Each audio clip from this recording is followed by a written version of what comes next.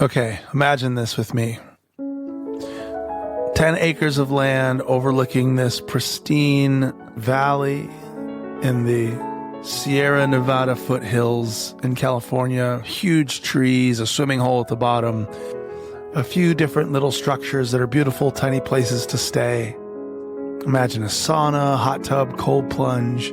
Imagine sort of a communal space, barn, little retreats happening in all the time, and music happening at night, meditations happening in the morning and the night. Basically a place to be together in a way that doesn't depend on noise, that doesn't depend on the normal ways that we connect, like chit-chat and gossip, but is based in presence and creativity. And imagine that this communal space can also double as a recording studio, so the nights of music that happen there can get recorded if we want and shared with the world. Imagine training programs happening here, retreats based on mystic hymnal, where we're writing music for the world to sing, where we're training people how to lead mystic hymnal events, where we're actually recording the material together with these regular mystic hymnal experiences and events. This is a dream that I have for a piece of land that I bought. And I'm kind of at a critical juncture for it right now because I either need to find a partner who can help get this moving towards this completion, or I need to sell it. So I wanted to talk about all that today. And I wanted to talk about like how we make decisions in life. How do we move forward with dreams in a way that participates with reality without letting every little roadblock throw us off and without giving up too easily, but also noticing when the path that we've thought it was going to be is not the path and being flexible enough to shift. How do we navigate all of this? And I'm talking about this because, number one, I think it's interesting and I'm right in the middle of it myself. And number two, maybe one of you guys is going to end up being my partner or something. So, you know, what happens next, we shall see.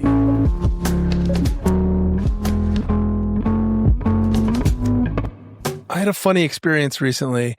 I walked into my gym and this guy who I didn't know just looked at me and goes, "Well, hello, Mr. Magoo." And I don't know how to tell you how many times I've spoken about Mr. Magoo to the people close in my life in the last few years and how it feels like I'm increasingly becoming him. If you don't know who Mr. Magoo is, he's this cartoon character from like the 40s or 50s. And he's basically this little old nearsighted guy who doesn't know where he's going, but the whole universe just sort of aligns for him. Like he just takes a step off of a building and a crane will come catch him, you know? And that really just feels like increasingly more and more how I live my life. I don't any have longer the have the ability to feel like I have an accurate prediction of where things go. You know, I'm an Enneagram 5 historically, and so I like to try to figure things out, patterns, and I used to have, you know, what I felt were really accurate forecasts of where I'd be 5, 10, 20 years from now. And the more that I've lived, I just don't know what to expect anymore. So I've just come to rely more on the instinct of the moment, the aliveness of the moment. And that's a dangerous thing with somebody who has ADHD and who has at times been impulsive in life. But I think there's a difference between being impulsive and actually being spontaneous to what's alive. Being impulsive or just kind of following the whims of, you know, what could be a coping mechanism or what could feel like an escape from life feels a lot different than the excitement, the aliveness of something that feels true, that feels beautiful, that feels like the next step. And there's a subtle but important distinction between those two feelings. And the more that I've learned to trust the intuition, the aliveness, and been spontaneously trusting of that, the more the universe aligns in these kind of crazy ways. Some of you know what I'm talking about, where it's just like life puts itself together. Some people call it synchronicity or serendipity or flow. It reminds me of how Jesus would talk about looking at the birds and just kind of allowing life to take care of itself. Look at the flowers, even they are clothed, greater than Solomon. And I know this kind of approach can easily become an excuse for laziness or a bypass or something like that. But there does seem to be something real about how life cooperates when we're living completely spontaneously to what's alive in the moment. And this is just something I'm saying from my experience of the last several years. Like the more that I've leaned into the moment, fully inhabiting it, the weirder stuff happens. Like crazy stuff happens around all the time now. And so I've just started trusting it. Before we jump into the story about the land, I want to talk a little bit more about this idea of living in the moment. And what does that even mean? I mean, that's sort of actually the whole point of this show. Loving This is a podcast about really living in the here and now, loving what is. And of course, there are all sorts of people and spiritual circles that use words like that. You know, be here now, the power of now. There's all these slightly different ways of talking about the same the same reality in which we all live and move and have our being. But what does any of it really mean? Because how could we ever be anywhere but the current moment? And this is where I actually think sometimes it's more helpful to speak about the opposite of what we're trying to say, because we all know the experience of what it feels like to be exiled from the moment, where it feels like what's happening is kind of alien to you, or that you're left out of it somehow, or that it's not enough, like you're not enough, or it's not enough. Whatever it is, you feel somewhere else other than here and now. And even if that's not actually true, even if you're not embodied anywhere but here and now, we can have the experience as a human being of subjectively being somewhere else. We have these powerful tools that are our imaginations where we can actually feel like we're somewhere else. We can actually think about the past or think about the future as though it's somewhere we could inhabit, even though, of course, it's not actually somewhere we could inhabit. All there is the current moment in reality. But in our experience, in the mind, we can sort of project these versions of ourselves, these mental concepts and images of ourselves into the past or into the future or somewhere else where I believe that something is missing here. So I go there and I try to fix it out there in some other place. And so when we're saying be here now, it's more just noticing when we're doing that.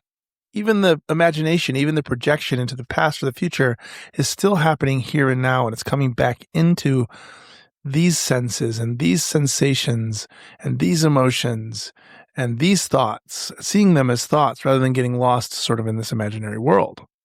And by getting lost, what I mean is identifying with that imaginary me, as opposed to noticing that I'm imagining a me in a future. That's not a problem.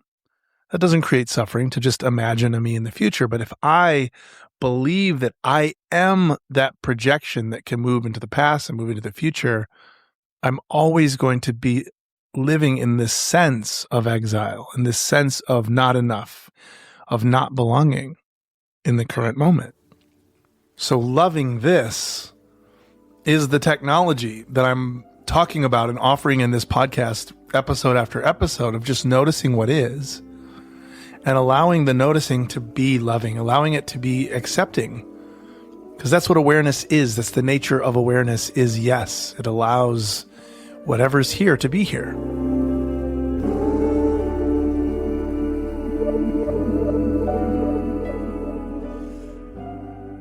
So with all of that said, let's get back to Mr. Magoo and the land.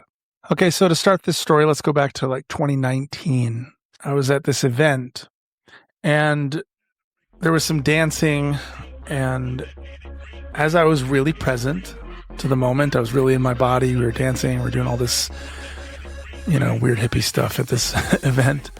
And I came across these people, and when I came across them, there was like a kind of a spark. And this is the thing that I don't quite know how to describe when we're talking about living in the moment and noticing what the next thing is. There's like a quality to aliveness, and it's kind of hard to describe, but there's almost a shimmer to it. There's like a hum to it.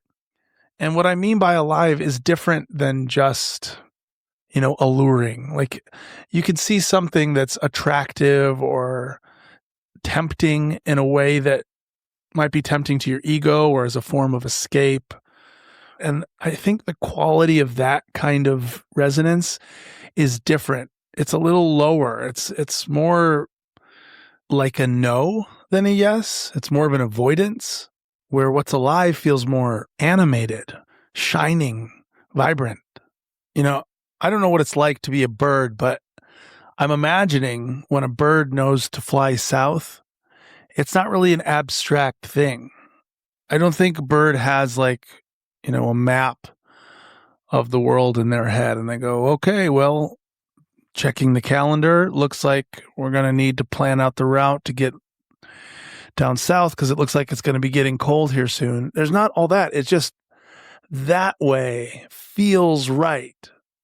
That's a crazy instinct. How do they have that intuition, that knowing? I think we have that too as human beings, but we just get so used to our thinking minds and trusting our thinking minds rather than the intuition of our bodies. And so this shine that I'm trying to describe, I think it's just this instinct, the same thing that keeps birds flying south and butterflies knowing where to migrate and the world knowing how to reproduce itself. And it can be subtle. But to me, the recognition of this is maybe the most important skill in life, especially as an artist. Like when I'm going through guitar chords and lyrics and all these ideas, how do you choose what's the one? How do you choose this chord versus that chord, this creative direction versus that one? You have to get a sense for what's alive and you follow what's alive. And so I met some people and there was that spark. It's like, ooh, who are these people? Ended up hanging out with them, talking to them. They said they were going to be doing a whole dance retreat that weekend. And again, it was like this little spark. It's not like it was an easy thing to just decide to do a dance retreat that weekend, but it felt alive. And I was like, I'm going to see if I can pull this off. I don't even remember exactly how all the details came together, but I was able to go to this dance retreat. It ended up being this beautiful retreat. There were several of the people from the retreat that were from this place called Nevada City. And they kept telling me about it. And when they would tell me about it, I, again, had this kind of little zing. I was like, what? Why does that stand out? And I asked them about it. And they said it was a cool little town. And I was kind of surprised I had never heard of it because I've done a lot of traveling and touring. But then I just kind of went on my way and forgot about it, honestly, for the next few years. And then let's fast forward to 2022. And I'm in Sacramento. And I'm just there kind of spending the day. I have an off day there. I'm thinking about what I want to do that day. And for some reason, Nevada City pops back into my mind. And it had that little spark of life on it. Again, I was like, well, I wonder where that is. I had no idea where Nevada City was. I looked it up and it was like less than an hour away from Sacramento. I was like, oh, well, I guess maybe that's where I'm going today, Mr. Magoo style. So I got in the car, drove to Nevada City. And again, in Mr. Magoo fashion, I actually don't even remember how I ended up finding out about this reservoir, but there's this reservoir that was supposed to be really pretty. So I took a turn and started going towards that reservoir. But I actually don't even quite know how I got onto this road that I got onto because it's not really the fastest road to the reservoir. But anyway, I ended up on this road and there was this piece of land that I drove by on my left-hand side as I was driving. And I saw this beautiful view overlooking this valley with all these trees. But something, again, like that zing, the aliveness, like my body hummed as I was driving past this land. And it was so much that I actually stopped after I passed it. And I was like, what was that? And I reversed the car and saw this land. And again, it had this shimmer to it. And so I got out and I stood on the land and I was like, I don't know how to describe it other than it was like I knew it already. I was like, I've been here. I know this place. And I looked and it was for sale. And I was like, am I going to buy this land? I didn't have money to buy land, but I thought it seems like I'm supposed to buy this. I don't know. Maybe I'm just supposed to, like, the next Mr. Magoo step is make an offer on the land. So I made this kind of ridiculous offer that allowed me to buy it 2 years from then. Like, I put a little down and like, maybe I'll be able to get the money together in the next couple of years. And I did. I got the money together. And so then there was like this question, what do I do with the land? Like, am I supposed to move there? Am I supposed to build something? And for the first couple of years, I just didn't really know what to do. I would explore different paths and I couldn't find that aliveness in anything. There was a couple things I tried to do. I was going to try to start like a little glamping business on the land. Got a couple glamping tents and it never really worked. There was like weird roadblocks. Anything I would try to do, I was like looking towards making an Airbnb thing on the land, maybe moving there, building a house, something. I don't know what this land is for, but anything I try to make happen, it like just was like Mr. Magoo walls, like running into it. Okay, not that way apparently. But one thing that did happen is with the land, I kept coming up here and then bringing my family up here.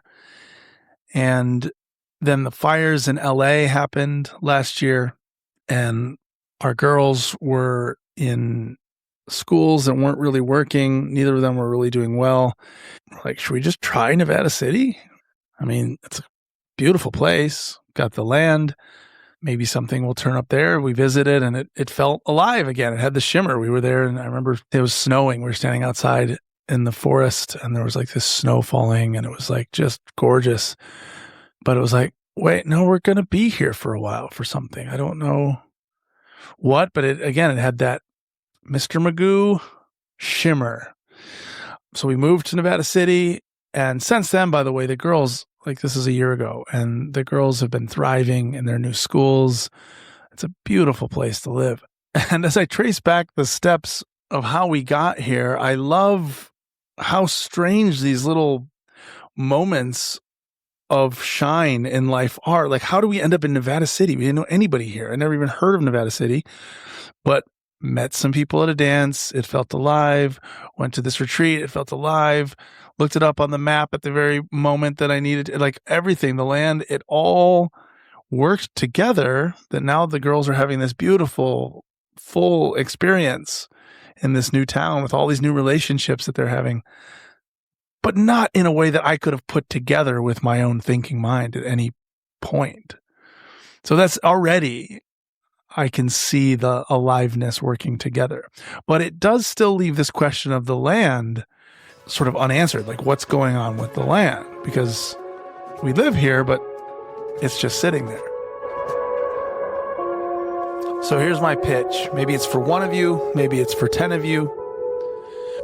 But as I look at our society right now, and I look at how I'm living my life right now, there's something that feels a little off about how we're doing this.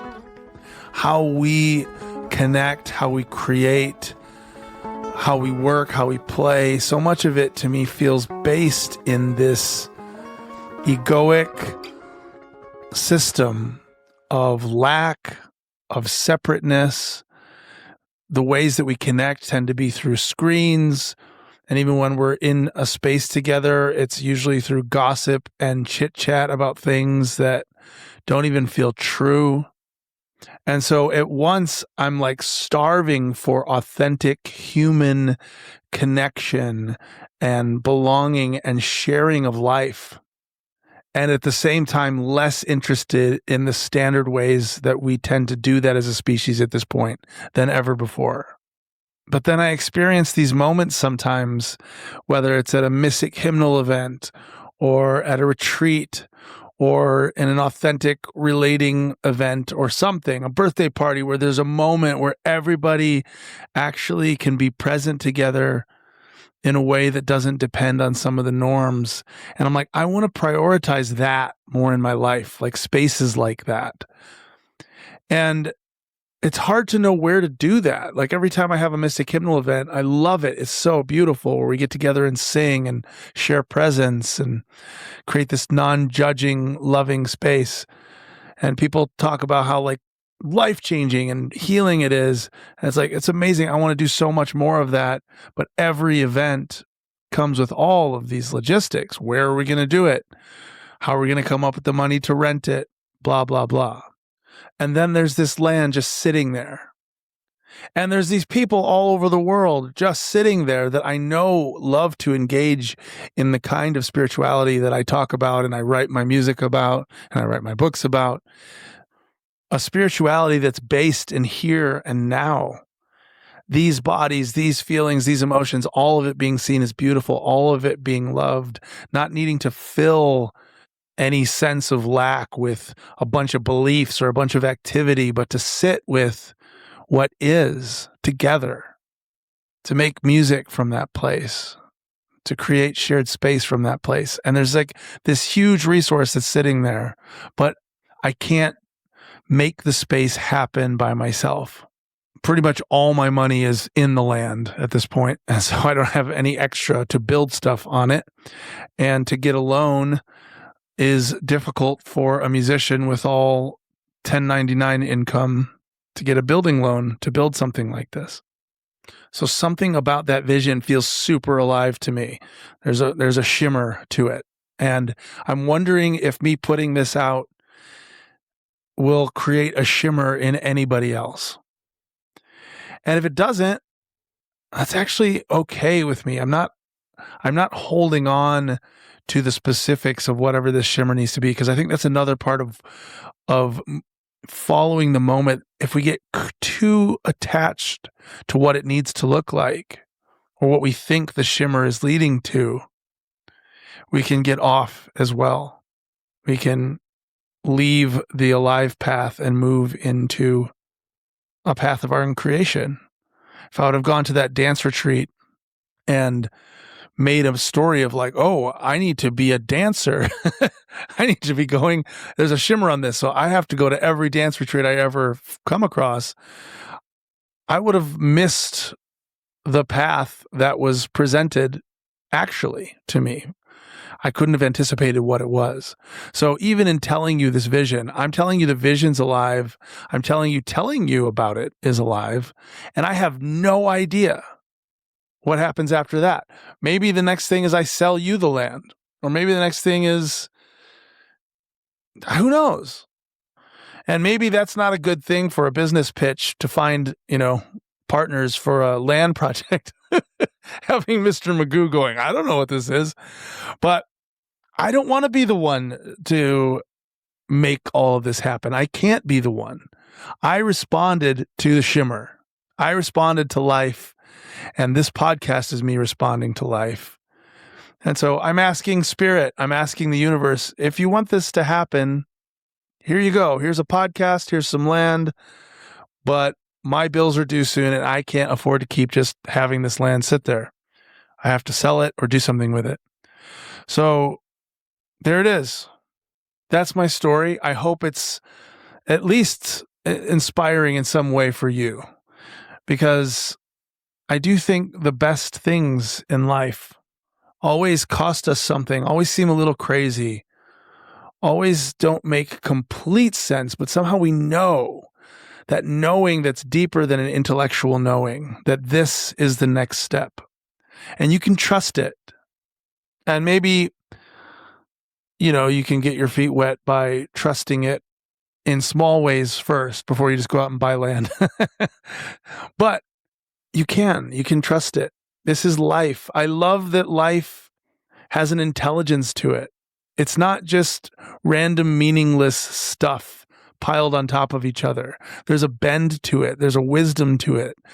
There's a consciousness, a love that's bent into reality somehow. And you're not separate from that. In fact, you are that. You are this. I think that's good for today. If you want to chat about the land, hear any more about it, come out and walk on it, hit me up. You can email me. There's a form on my website that you can contact me through. Would love to chat with you. Thanks. Thanks, everybody. Thanks for the patrons who make this possible. Thanks for all of you who still listen to the music and engage in this work.